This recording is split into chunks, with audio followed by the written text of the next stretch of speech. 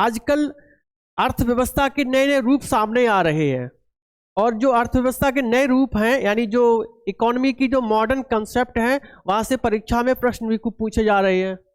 जैसे यहाँ पर आपके सामने बोर्ड पर ये 6 प्रकार की जो कॉन्सेप्ट बनी हुई हैं, तो इन कॉन्सेप्ट को हम लोग बहुत जल्दी से तैयार कर रहे हैं कि इसमें एक एक जो इनका मुख्य लक्षण है, उस मुख्य लक्षण को लेके चल रहे हैं।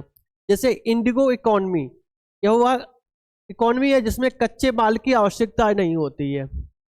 सर्कुलर इकोनॉमी यानी चक्रीय अर्थव्यवस्था, जिसमें इस तरह से आर्थिक गतिविधियां होती हैं तो जितना भी अपशिष्ट कूड़ा करकट बनता है उसको फिर से रिसाइकिल करके प्रयोग में लाया जाता है। तो यहाँ इस प्रकार की सर्कुलर इकोनॉमी में कोई अपशिष्ट नहीं बनता है।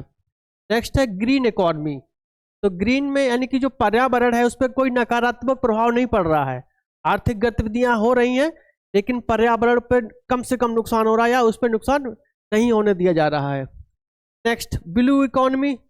तो हम लोग समझते हैं कि जो आसमान का कलर जो नीला होता है वही कलर महासागर के जल पर प्रतिबिंबित होता है, जिसकी वजह से महासागर का कलर नीला होता है। तो आमतौर पर जब हम नीला कलर से सब तो समझते हैं तो हम लोग सीधा महासागर की तरफ जाते हैं।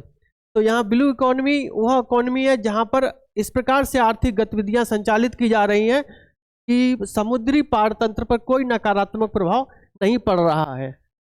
डिजिटल इकोनॉमी, जैसा कि नाम से ही है, ये पेपरलेस यानी कि ऑनलाइन तरीके से की जाती है। और अंतिम है गिग इकोनॉमी। तो गिग इकोनॉमी में संविदा जैसी बातें नहीं होती हैं और वहां पर एक व्यक्ति एक साथ एक से अधिक यानी कि कई कंपनियों में कार्य कर सकता है।